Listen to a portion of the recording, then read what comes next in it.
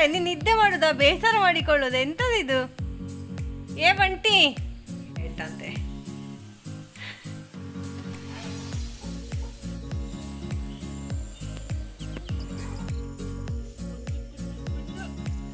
ಹಗುರಾಗಿದ್ದಾಳೆ ಎಂತ ಅಂತ ಹೇಳಿಸಿದೆ ನಂಗೆ ಗೊತ್ತಾಯ್ತು ಮತ್ತೆ ಇದು ಮೂರ ನಾಲ್ಕ ನನಗೆ ಹಾಕಿದ್ರು ಯಾವುದೇ ಒಂದು ಪ್ರಾಬ್ಲಮ್ ಇಲ್ಲ ಹಾಗೆ ನನ್ನ ತಂಗಿಗೆ ಸಹ ಒಬ್ರು ಉಡುಪಿಯವರೊಬ್ರು ಸಿಕ್ಕಿದ್ರಂತೆ ಸಬ್ಸ್ಕ್ರೈಬರ್ ನನ್ನ ವಿಡಿಯೋಸ್ ಎಲ್ಲ ನೋಡ್ತಾರಂತೆ ಅವರು ಅದು ನೋಡಿ ಅದು ಅವಳ ಮರಿ ಅಲ್ಲ ಆದ್ರೆ ಸಹ ಅವಳು ಅದನ್ನು ನೆಕ್ಕುದು ನೋಡಿ ಅಂತೆ ಹಾಯ್ ಗುಡ್ ಮಾರ್ನಿಂಗ್ ಎಲ್ಲರಿಗೂ ಪ್ರೀತಿಯ ನಮಸ್ತೆ ವೆಲ್ಕಮ್ ಟು ಅಶ್ವಿನಿ ವ್ಲಾಗ್ಸ್ ಇವತ್ತಿನ ವ್ಲಾಗಲ್ಲಿ ತುಂಬ ಇಂಟ್ರೆಸ್ಟಿಂಗ್ ವಿಷಯಗಳೆಲ್ಲ ಉಂಟು ಸೊ ಕೊನೆವರೆಗೆ ಸಹ ನೋಡಿ ಲೆಟ್ ಅಸ್ ಸ್ಟಾರ್ಟ್ ಇದೆಲ್ಲ ನಮ್ಮ ಮಲೆನಾಡಿನ ಭಾರಿ ವಿಶೇಷ ಔಷಧೀಯ ಗುಣ ಇರುವ ಸಸ್ಯಗಳಾಯ್ತಾ ಈಗ ವಾಕಿಂಗ್ ಮಾಡ್ತಾ ಬಂದಿದ್ದೇವೆ ಇಲ್ಲಿವರೆಗೆ ನಾನು ಬಂಟಿಯನ್ನು ಕರ್ಕೊಂಡು ಹೋಗುವಾಗಲೇ ನನಗೆ ಯಾವುದ್ರಾದ್ರೂ ಅದು ಸ್ವರಸ ಮಾಡಿ ಕುಡಿಬೇಕು ಅಂತ ಇದ್ದರೆ ಆವಾಗಲೇ ಅದರದ್ದು ಎಲೆಯನ್ನು ಹುಡುಕಿಕೊಂಡು ಬರೋದು ಹಾಗೆ ಇವತ್ತು ನಾನು ಪಾತಾಳೆ ಬೇರು ಅದರ ಎಲೆಯನ್ನು ಕಷಾಯ ಮಾಡಿ ಕುಡಿಯುವ ಅಂತ ಇದ್ದೇನೆ ಕಷಾಯ ಅಂತ ಹೇಳಿದರೆ ಅದನ್ನು ನೀರಲ್ಲಿ ಹಾಕಿ ಹಿಚುಕಿ ಅದರ ರಸವನ್ನು ಕುಡಿಯೋದು ಹಾಗೆ ಇದೀಗ ದೇವರಿಗೆ ನಾನು ಹೂ ಕೊಯ್ತಾ ಇದ್ದೇನೆ ಇಲ್ಲಿ ದಾಸವಾಳ ಹೂ ಎಲ್ಲ ಅಂದರೆ ಎಲ್ಲ ಗಿಡ ಸತ್ತೋಗಿದೆ ಅಂತ ನಮ್ಮ ಹಸುಗಳು ತಿಂದು ಉಂಟಲ್ಲ ಕೆಂಪು ದಾಸವಾಳದೊಂದು ಏನೋ ಉಳಿದಿದೆ ಈಗ ಹಾಗೆ ದಾಸವಾಳ ತುಳಸಿ ಅಷ್ಟೇ ಕೆಂಪು ದಾಸವಾಳವೇ ಒಂದು ಸ್ವಲ್ಪ ಜಾಸ್ತಿ ಆಗೋದು ನನ್ನ ಮಗಳು ಮಾಡಿದ coffee thank you very good taste hotel taste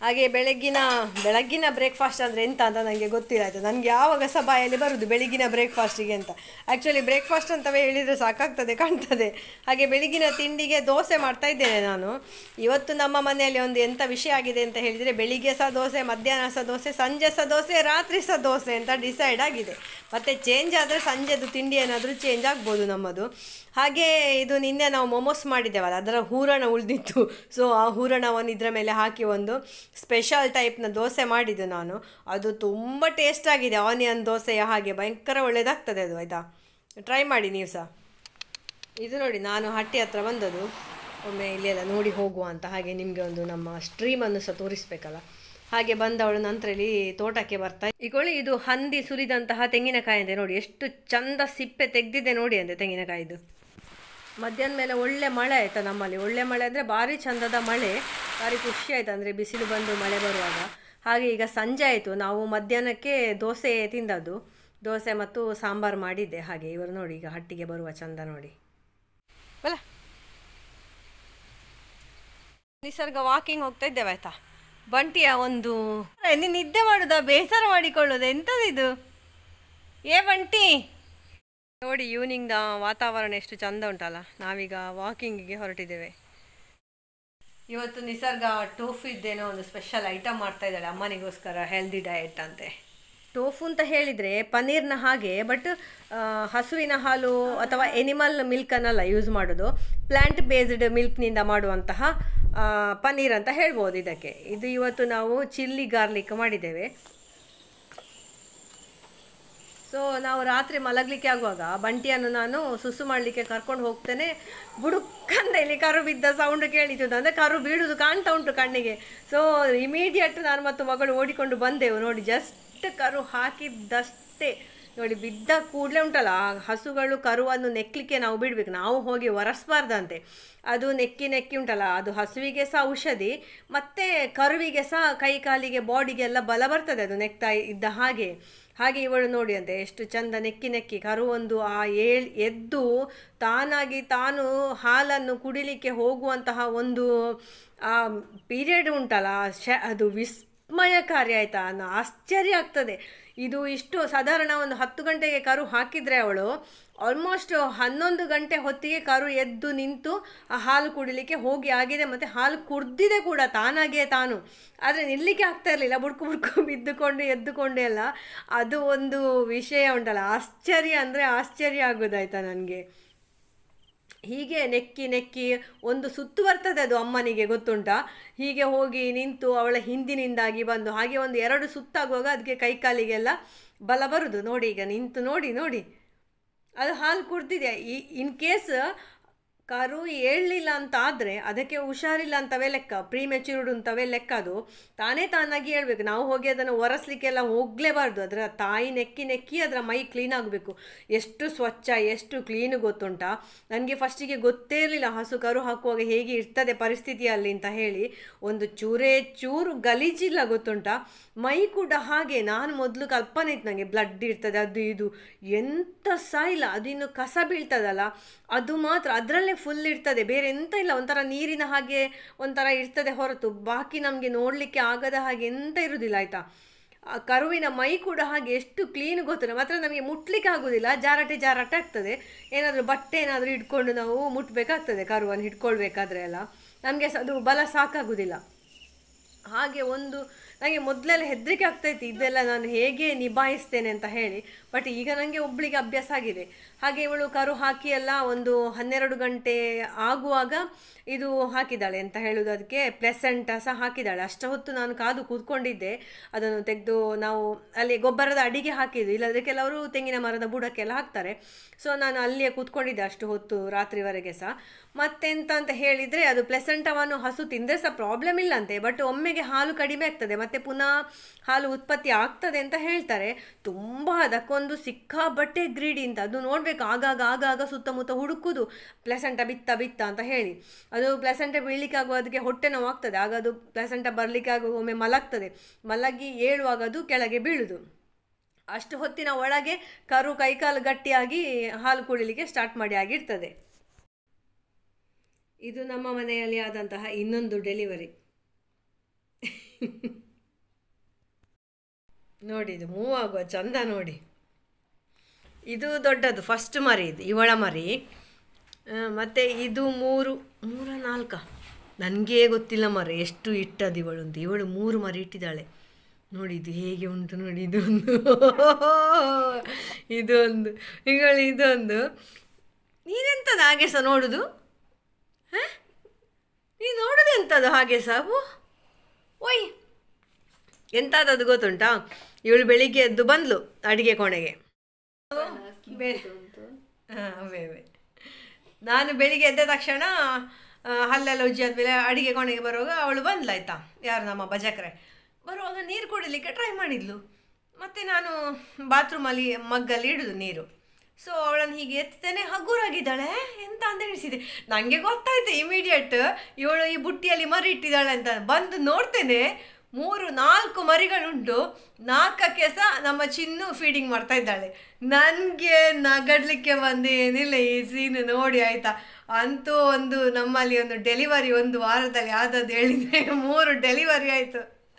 ಈಗ ನನಗೆ ಆಗ್ತದೆ ಒಳಗಿರುವುದೆಲ್ಲ ಹೆಣ್ಣು ಹೊರಗಿರುವುದೆಲ್ಲ ಗಂಡು ಅಂತ. ನನಗೆ ಮಂಟೆ ಬಿಸಿಯಾಗಿ ಹೋಯ್ತಾ ಇದನ್ನು ಎಂತ ಮಾಡೋದು ಈಗ ಹಾಗೆ ಆಯಿತು. ಇವ್ರದ್ದು ಭಯಂಕರ ಅಡ್ಜಸ್ಟ್ಮೆಂಟ್ ಈ ಅಕ್ಕ ತಂಗಿಯರದು.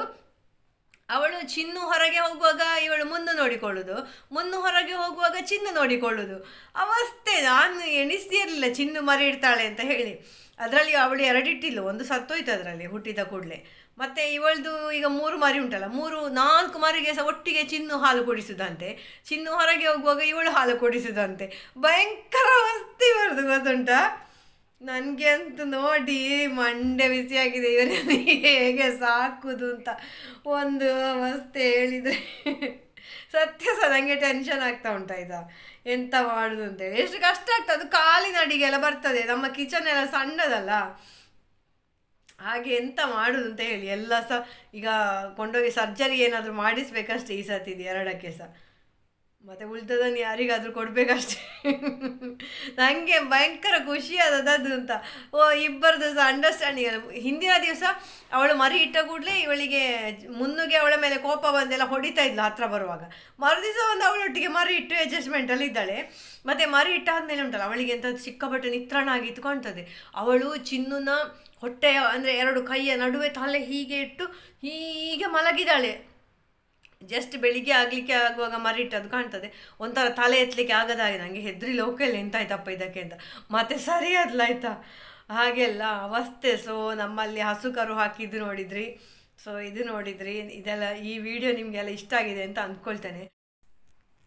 ಅದು ನೋಡಿ, ಅದು ಅವಳ ಮರಿ ಅಲ್ಲ, ಆದರೆ ಸಹ ಅವಳು ಅದನ್ನು ನೆಕ್ಕುದು ನೋಡಿ ಅಂತೆ. ಅಲ್ಲ ಎಷ್ಟಲ್ಲ ಅಂತ ಅವರಿಗೆ ಗೊತ್ತಾಗೋದಿಲ್ವಲ್ಲ ನೋಡಿ. ಅದು ಮರಿಯಲ್ಲ, ಅವಳ ಮರಿ ಸ್ವಲ್ಪ ದೊಡ್ಡದು ನೋಡಿ ಇಲ್ಲಿ ಉಂಟು. ಲಾಸ್ಟ್ ಟೈಮ್ ಒಂದು ಅಮ್ಮ ಇವರ ಇಬ್ಬರ ಅಮ್ಮ ಮರಿ ಇಟ್ಟಿದ್ಲಲ್ಲ, ಅವಳಮ್ಮ ಮತ್ತೆ ಮನೆಗೆ ಬರಲಿಲ್ಲ.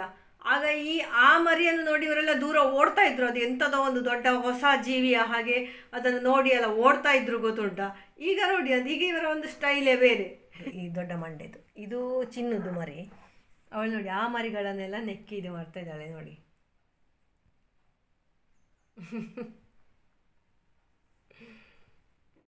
ಹಾಗೆ ನಮ್ಮ ಇವಳು ಕರು ಹಾಕಿದ್ದು ಬುಧವಾರದ ದಿವಸ ರಾತ್ರಿ. ನಮಗೆ ಅದು ಗೊತ್ತಾಗೋ ಅಂದರೆ ಸಡನ್ ಹಾಕಿದ ಅವಳು. ಸೊ ಪುಣ್ಯಕ್ಕೆ ಚಂದ ಮಾಡಿ ಕರು ಹಾಕಿದ್ಲಿ, ಯಾವುದೇ ಒಂದು ಪ್ರಾಬ್ಲಮ್ ಇಲ್ಲದೆ ಹಾಗೆಲ್ಲ. ಅದೇ ದಿವಸವ ಇವಳು ಸಹ ಮರಿ ಇಟ್ಟದು, ಮರು ದಿವಸವ ಬಜಕ್ರೆ ಮರಿ ಇಟ್ಟದು. ಅದೇ ದಿವಸ ದನ ಕರು ಹಾಕಿದ ದಿವಸ ಬೆಳಿಗ್ಗೆ ಇವಳು ಮರಿ ಇಟ್ಟದು. ಹಾಗೆ ಸೊ ಈ ವಿಡಿಯೋ ಇವತ್ತಿನ ವಿಶೇಷವಾದಂತಹ ಡೆಲಿವರಿ ವಿಡಿಯೋ ನಿಮಗೆಲ್ಲ ಇಷ್ಟ ಆಗಿದೆ ಅಂತ ಅಂದ್ಕೊಳ್ತೇನೆ. ಸೊ ಲೈಕ್ ಮಾಡಿ, ಹಾಗೆ ಶೇರ್ ಮಾಡಿ, ಮತ್ತು ಫಸ್ಟ್ ಟೈಮ್ ನೋಡೋರಾದರೆ ಸಬ್ಸ್ಕ್ರೈಬ್ ಮಾಡಲಿಕ್ಕೆ ಮರಿಬೇಡಿ. ಕಾಮೆಂಟ್ ಮಾಡಿ, ನಿಮ್ಮ ಕಾಮೆಂಟ್ ಅಂದರೆ ನನಗೆ ತುಂಬ ಇಷ್ಟ. ನಿಮ್ಮ ಹತ್ರ ಎಲ್ಲ ಒಂದು 2-3 ವಿಷಯ ನನಗೆ ಶೇರ್ ಮಾಡಲಿಕ್ಕೆ ಇತ್ತಾಯ್ತಾ. ಎಂತ ಹೇಳಿದರೆ, ಲಾಸ್ಟ್ ಮಂತ್ ನನ್ನ ಒಬ್ಬರು ಸಬ್ಸ್ಕ್ರೈಬರ್ ನನ್ನ ಭಾವನ ಹೋಟೆಲಿಗೆ ಹೋಗಿ ಅವರ ಹತ್ರ ಎಲ್ಲ ಮಾತಾಡಿದ್ರಂತೆ ನನ್ನ ಬಗ್ಗೆ. ನಾನು ಅಶ್ವಿನಿ ವ್ಲಾಗ್ಸ್ ಎಲ್ಲ ನೋಡ್ತೇನೆ, ನೀವು ಅವರ ಭಾವ ಅಲ್ಲ ಅಂತ ಹೇಳಿ. ನನಗೆ ತುಂಬ ಆಸೆ ಆಗೋದು ನನಗೆ ಸಬ್ಸ್ಕ್ರೈಬರನ್ನು ಯಾರನ್ನು ಸಹ ಮೀಟ್ ಆಗಲಿಕ್ಕೆ. ಅಂದರೆ ನಮ್ಮ ರಿಲೇಟಿವ್ಸ್ ಬಿಟ್ಟು ಬೇರೆಯವರನ್ನು, ನನಗೆ ಸೊಸೈಟಿಯಲ್ಲಿ ಇರುವವರನ್ನು ಮೀಟ್ ಆಗಲಿಕ್ಕೆ ಅವಕಾಶವೇ ಸಿಗ್ತಾ ಇಲ್ಲ ಅಂತ ಬಟ್ ನನ್ನ ರಿಲೇಟಿವ್ಸಿಗೆ ಒಬ್ಬೊಬ್ಬರು ಸಿಕ್ಕಿ ಎಲ್ಲ ಮಾತಾಡ್ತಾ ಇದ್ದಾರೆ. ಅದು ನನಗೆ ತುಂಬ ಖುಷಿಯಾಗಿ, ಅವರಿಗೆ ಸಹ ಅದು ಖುಷಿಯಾಗಿದೆ. ಹಾಗೆ ಮೊನ್ನೆ ನನ್ನ ತಂಗಿಗೆ ಸಹ ಒಬ್ಬರು ಉಡುಪಿಯವರೊಬ್ಬರು ಸಿಕ್ಕಿದ್ರಂತೆ ಸಬ್ಸ್ಕ್ರೈಬರ್. ನನ್ನ ವೀಡಿಯೋಸ್ ಎಲ್ಲ ನೋಡ್ತಾರಂತೆ ಅವರು. ಹಾಗೆ ನನ್ನ ತಂಗಿಯನ್ನು ಗುರ್ತ ಹಿಡಿದು ನಿಮ್ಮ ಮನೆಯಲ್ಲಿ ಯಾರಾದರೂ ವ್ಲಾಗ್ ಮಾಡುವವರಿದ್ದಾರಾ ಅಂತ ಕೇಳಿದ್ರಂತೆ. ಹಾಗೆ ನನ್ನ ತಂಗಿಗೆ ಇಬ್ಬರು ಸಿಕ್ಕಿದ್ದಾರಂತೆ. ಒಂದು ನನ್ನ ತಂಗಿಯ ಮಗಳದ್ದು ಫ್ರೆಂಡಿದ್ದು ಯಾರೋ ಫ್ಯಾಮಿಲಿ ಕಾಣ್ತದೆ. ಹಾಗೆ ನನಗೆ ಸಹ ಮರ್ತೋಯ್ತು ಅದು. ಸೊ ನೀವೆಲ್ಲ ಗುರ್ತ ಹಿಡಿದು ಮಾತಾಡಿದ್ದಕ್ಕೆ ನಿಮಗೆ ತುಂಬ ಥ್ಯಾಂಕ್ಸ್ ಆಯಿತಾ. ತುಂಬ ತುಂಬ ತುಂಬ ತುಂಬ ಅಂದರೆ ಎಷ್ಟು ಅಂತ ನನಗೆ ಹೇಳಲಿಕ್ಕೆ ಸಾಧ್ಯ ಇಲ್ಲ, ಅಷ್ಟು ಥ್ಯಾಂಕ್ಸ್. ನನಗೆ ಸಹ ತುಂಬ ಆಸೆ ಆಗ್ತಾ ಉಂಟು ನಿಮ್ಮನ್ನೆಲ್ಲ ಮೀಟ್ ಆಗಬೇಕು, ಮಾತಾಡಬೇಕು ಅಂತ ಹೇಳಿ. But most of the time ನಾನು ಮನೆಯಲ್ಲೇ ಇರುವ ಕಾರಣ, ಅಂದರೆ ದೂರದ ಊರಿಗೆಲ್ಲ ನಾನು ಹೋಗೋದು ತುಂಬ ಕಡಿಮೆ. ಹೋದರೆ ಸಹ ಫಂಕ್ಷನ್ಗೆ ಹೋಗೋದು ಬರೋದು, ಅಲ್ಲೆಲ್ಲ ನನಗೆ ಮೀಟ್ ಆಗಲಿಕ್ಕೆ ಅವಕಾಶವೇ ಇಲ್ಲ ನೋಡಿ. ಹೀಗೆ ಪಬ್ಲಿಕ್ ಅಪಿಯರೆನ್ಸ್ ನಾನು ತುಂಬ ಕಡಿಮೆ. ಹಾಗೆ ಪರವಾಗಿಲ್ಲ, ನನ್ನ ರಿಲೇಟಿವ್ಸ್ಗೆಲ್ಲ ನೀವು ಸಿಗ್ತೀರಲ್ಲ, ಅದು ಸಹ ನನ್ನ ತಂಗಿಗೆ, ನನ್ನ ಅಕ್ಕನಿಗೆ ಸಿಗಲಿಲ್ಲ ನೀವು, ನನ್ನ ಭಾವನಿಗೆ. ಭಾವ ಅಂದರೆ ನನ್ನ ದೊಡ್ಡಮ್ಮನ ಮಗಳ ಗಂಡ. ಸೊ ಅವರಿಗೆಲ್ಲ ಸಿಕ್ಕಿದ್ದು. ಮತ್ತು ನನ್ನ ಚಿಕ್ಕಮ್ಮ ಕಾರ್ಕಳದಲ್ಲಿ ಇರೋದು.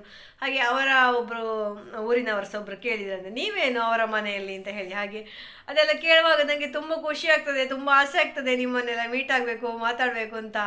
ಸೊ ನೋಡುವ, ಆ ದಿವಸ ಆದಷ್ಟು ಬೇಗ ಬರಲಿ, ಎಲ್ಲಿಯಾದರೂ ಪಬ್ಲಿಕ್ಕಲ್ಲಿ ಯಾರಾದರೂ ನನಗೆ ಒಂದು ಸಿಕ್ಕಿ ಮಾತಾಡೋ ಹಾಗೆ ಆಗಲಿ ಅಂತ ಆಶಿಸ್ತೇನೆ. ಸೊ ನಿಮ್ಮ ಪ್ರೀತಿಗೆ ನಾನು ಚಿರಋಣಿಯಾಗಿದ್ದೇನೆ ಮತ್ತು ತುಂಬ ಖುಷಿಯಾಗಿದ್ದೇನೆ. Thank you. ನನಗೆ ಸಹ ನೀವೆಲ್ಲ ಅಂದರೆ ತುಂಬ ಇಷ್ಟ. ಮತ್ತು ಎಂತ ನನಗೆ ಅದಕ್ಕೆ ಜಾಸ್ತಿ ಹೇಳಲಿಕ್ಕೆ ಗೊತ್ತಾಗ್ತಾ ಇಲ್ಲ ಎಂತ ಸಹ. ಹಾಗೆ ತುಂಬ ಥ್ಯಾಂಕ್ಸ್ ಆಯಿತಾ. ಮತ್ತು